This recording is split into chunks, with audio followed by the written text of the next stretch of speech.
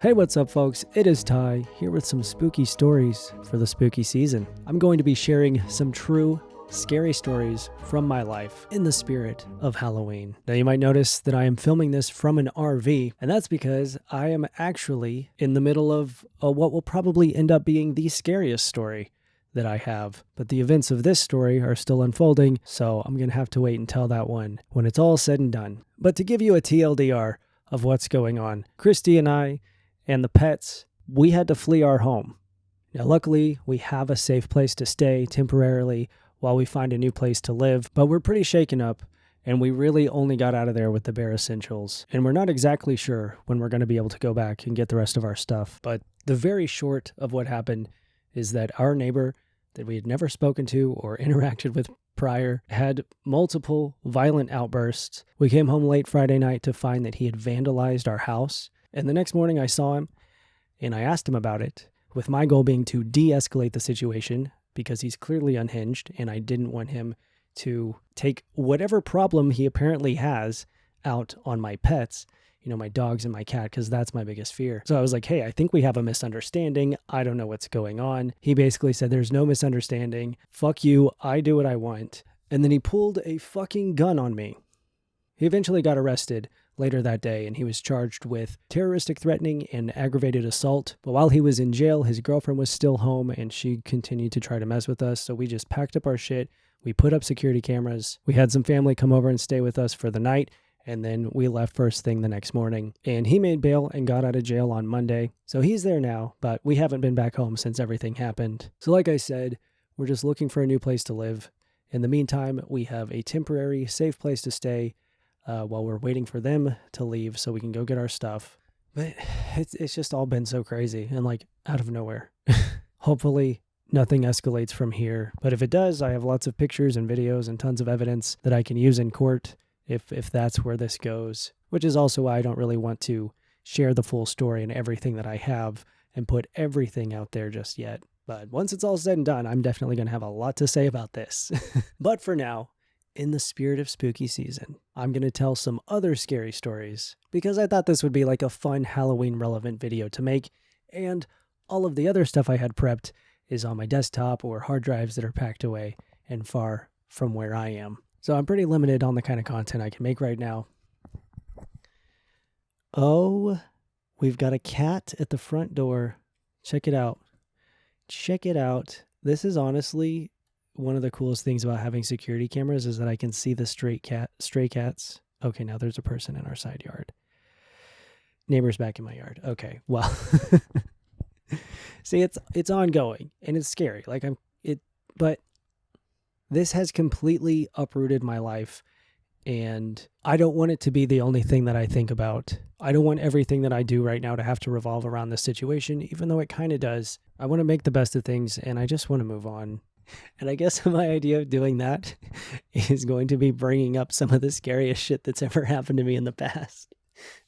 But before we get into our first story, how about a word from our sponsor? Have you heard about the Bird?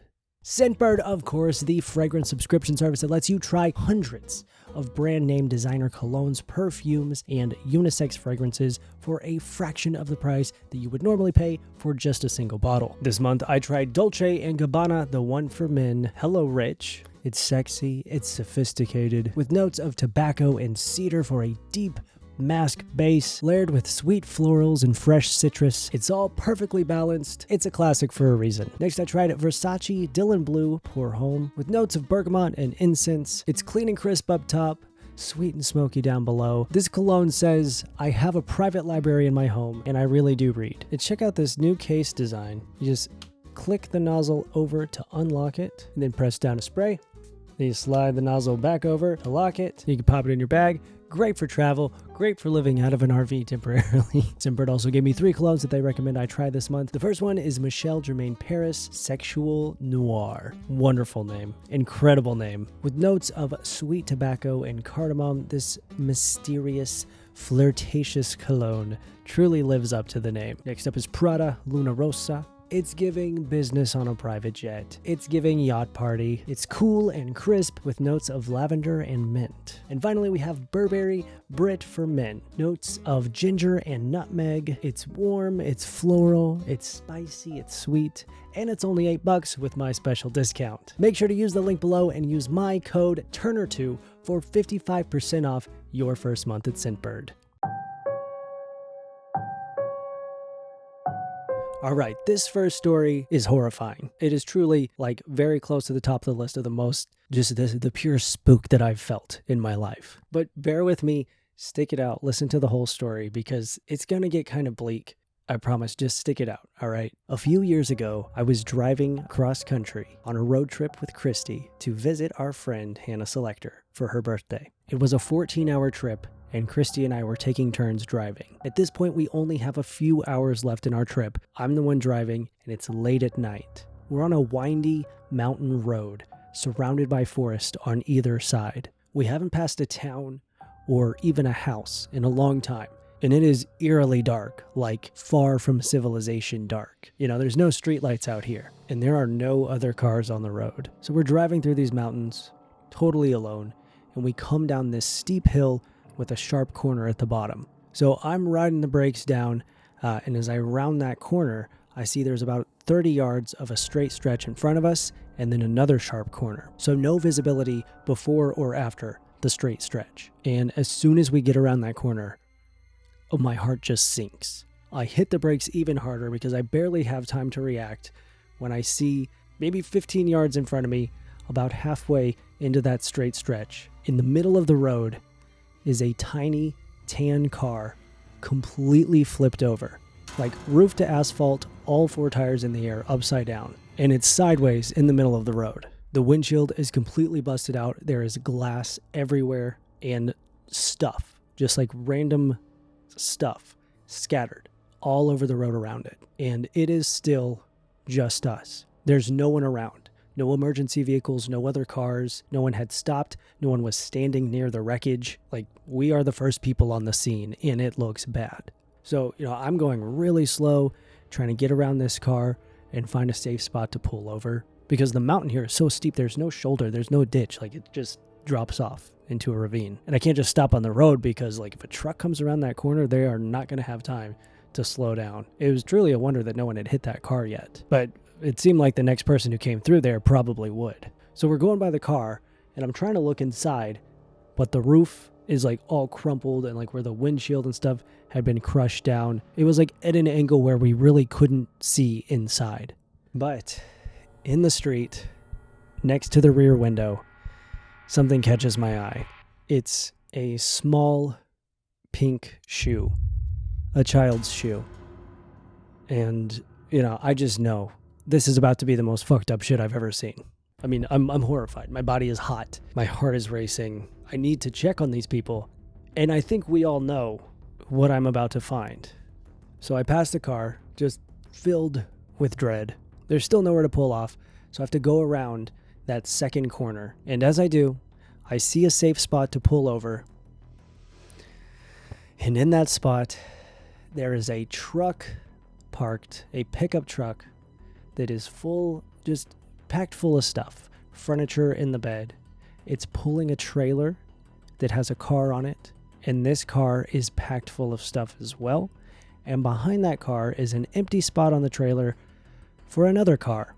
And then a little bit up the street is an SUV pulling a small U-Haul trailer. And as we drive up, we see a family there, and the dad is talking on the phone. And so I pull up by them, and they just wave us by. So apparently what had happened was this family was moving. They packed their car full of stuff, put it on the back of the trailer, and then going down that hill and coming around that corner, it came loose, flipped.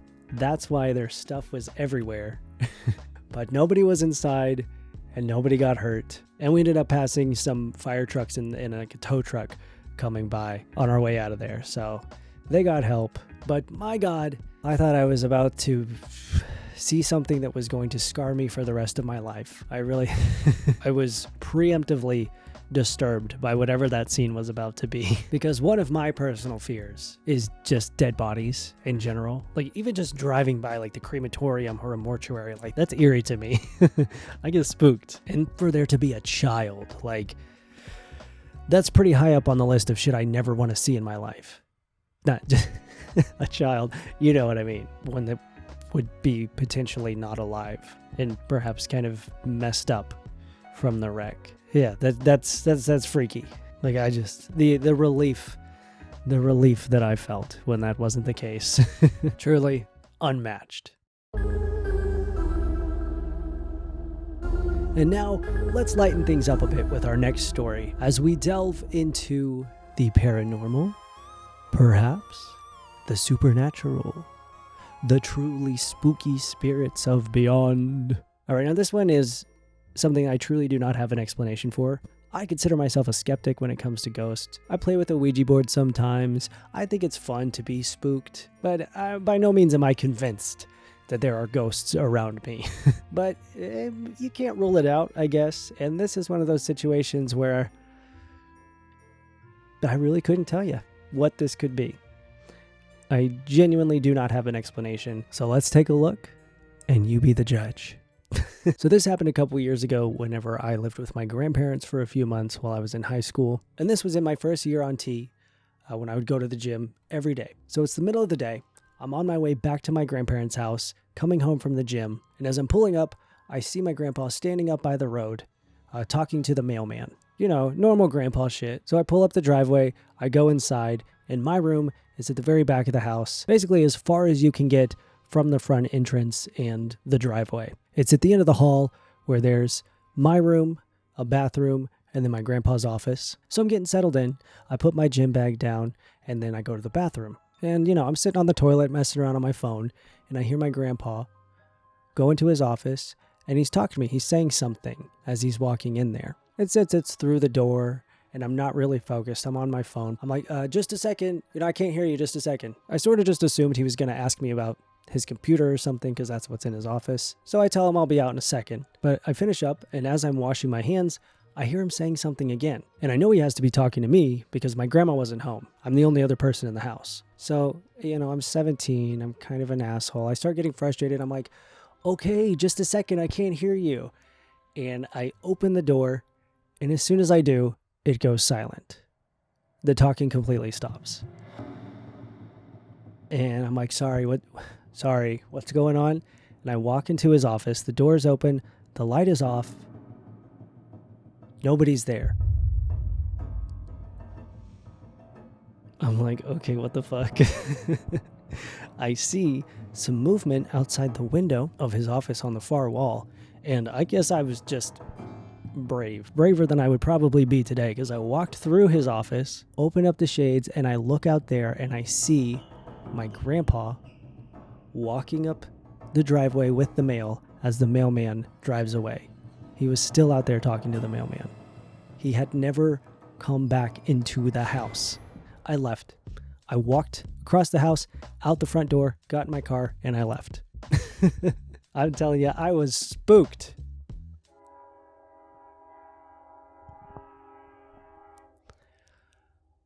Okay. You're transphobic for that one. Am I right? Well, I better be going or else I'll miss my train. I'm just going to have to do this while the train is going by. I'm sorry. This is the longest train on Earth, apparently. I'm going to wrap it up here, folks. The sun's going down. The video quality is getting shittier by the moment. The train is never ending. But I hope you enjoyed these stories. I hope they were sufficiently spooky. Feel free to leave your true scary stories in the comments below. I would love to get my mind off the current horrific reality that I'm living in. Oh, I forgot to tell you. Look, I've got my spooky Snoopy Halloween blanket. Nice and cozy. Wanted to set the mood. All right, the train is actually somehow getting louder right now. So that's it. Make sure to check out Simper. Thank you, Simper, for sponsoring this video. Thank you, folks, for watching. I hope you enjoyed it. I hope you're in the spooky spirit. And as always, I hope you have a wonderful day, and I'll talk to you soon. Bye.